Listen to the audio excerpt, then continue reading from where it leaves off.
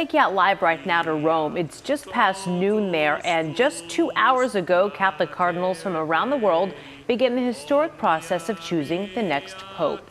They just attended a mass at St. Peter's Basilica, a centuries-old tradition that officially opens the conclave.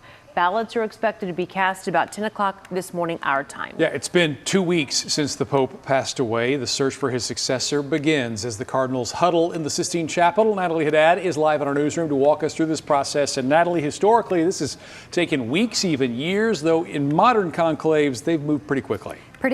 And historians say it could happen as soon as this weekend that we will know who the new pope is. There are 133 cardinals that will gather inside the Sistine Chapel, officially beginning the conclave. Inside, tables are arranged with place cards and ballots set on every seat. Now, we've been following developments overseas closely. The conclave is steeped in secrecy, but we do know ballots are cast beneath Michelangelo's Last Judgment. You often see that in those gorgeous photos over there in Rome. Now, one history professor from the University of Dallas told us the Cardinals have only met twice in the last 10 years, making this a very critical window of time for relationship building and judgment of each other. They must now decide who among them is best suited to lead the Catholic Church.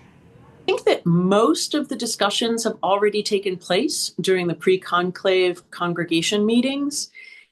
And of course, all of the informal meetings in lunches and dinners and gatherings around Rome in these past couple of weeks. I think that once they go into the conclave, there's less talking and more of a meditative atmosphere. The whole point of the secrecy of the conclave is to prevent any influence on the cardinals from major world powers or from the media. And so they really are trying to listen to the Holy Spirit. The Cardinals vote once later today, then up to 4 times per day after that, until we see white smoke from the chimney of the Sistine Chapel, indicating they've chosen a new leader for the Catholic Church. Mark? Thank you for the update this morning, Natalie. We do know that Italy has the most cardinals in that conclave, casting votes, 17 in total. The U.S. follows with 10. Now, experts say one of the big debates likely going on at the Sistine Chapel is, do cardinals continue on the more progressive path that Pope Francis blazed, or one of simplicity and inclusion? Do they shift back to a more conservative leader focused on traditional church values? Of course, we'll be tracking the voting process as it unfolds, and as you heard Natalie tell you, it could be hours or it could take days. You can download our free WFAA streaming app, WFAA Plus. Just search for that on your smart TV.